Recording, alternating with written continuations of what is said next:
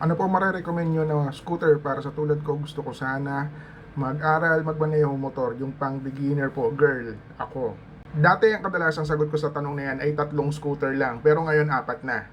Nandyan yung SkyDrive na Suzuki around 115cc. Then from Yamaha is yung Neo Gear na 125cc. And then sa Honda, yung Honda Beat o kaya yung Navi.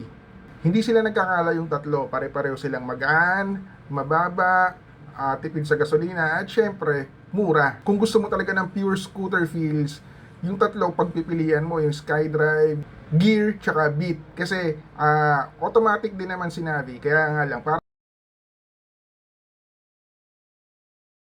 kagandahan din sa mga scooter na yan is mababa siya. Ibig sabihin, check natin mga presyo nila.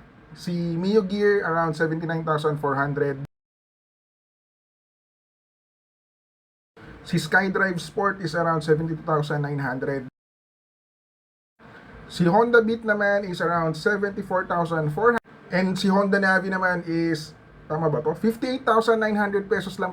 And pagka nakapili ka na before you head out into the wild, make sure na meron kang lisensya, gear, tsaka beat. Kasi automatic din naman si Navi. Kaya nga lang, para siyang maliit na